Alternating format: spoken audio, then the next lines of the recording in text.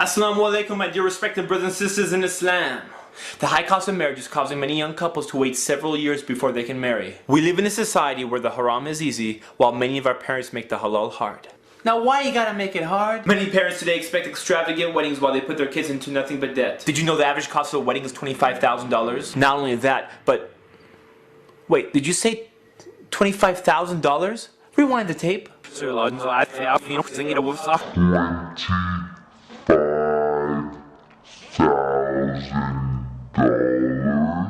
That's what I thought you said.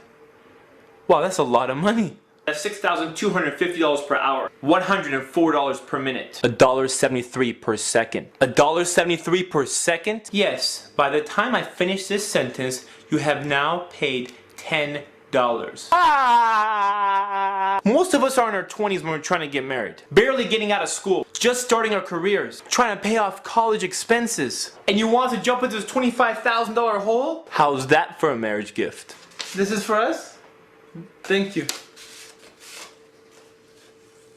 Congratulations, you are in debt for $25,000. Thank you. What? Joke! Joke! By the time I save up this money, I'll be in my 30s. And then society teaches us to wait, have fun when we get married, and wait till we get a little bit older to have kids. What, am I supposed to wait till I'm 40 until I start having kids? By the time my kid's 10 years old, I'm 50. I'm an old man. Let's go play soccer, Grandpa. I'm not your grandpa, I'm your dad. Whatever happened to getting married when we're young? Protecting us from temptations. And back to the $25,000 thing. Now where am I supposed to get $25,000 from? Hey bro, we're not even talking about the dowry yet. We're just talking about the wedding day. Here's a reality check for you. If the parents expect you to spend $25,000 on a wedding, imagine how much they're going to ask you to spend on the dowry.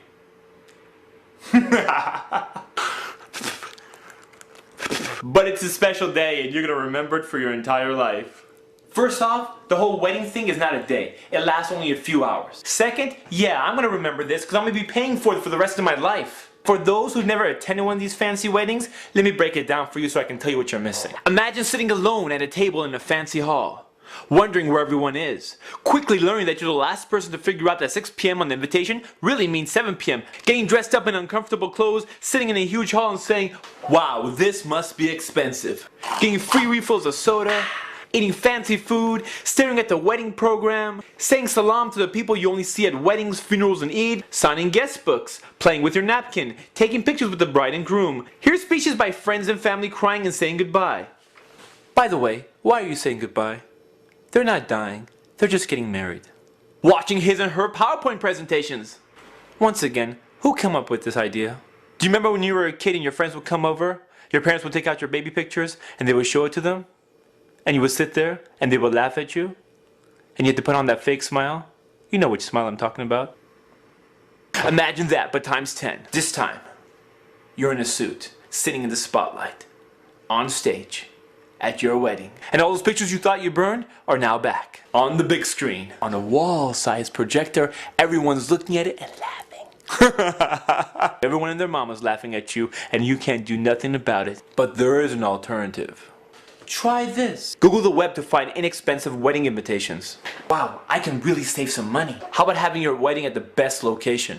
The masjid. You'll save a grip of money, and what honor is better than getting married at Allah subhanahu wa ta'ala's house? You can set the time between salat times if you want. Let's say Maghrib to Isha. That way people get there on time. Can you imagine the reward of bringing 100 people to the masjid to pray 2 salats?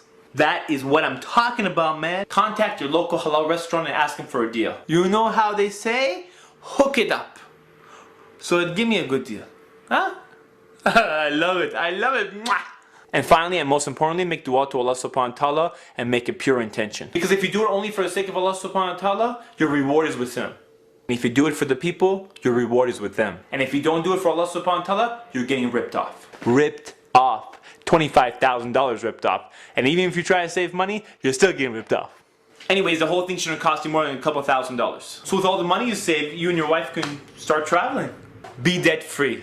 Maybe even have enough money to go to Hajj. Together. That's what I'm talking about. Start off your marriage on the right foot. You know what I'm saying? You know what I'm saying? This is Ali reminding you just in case you forgot.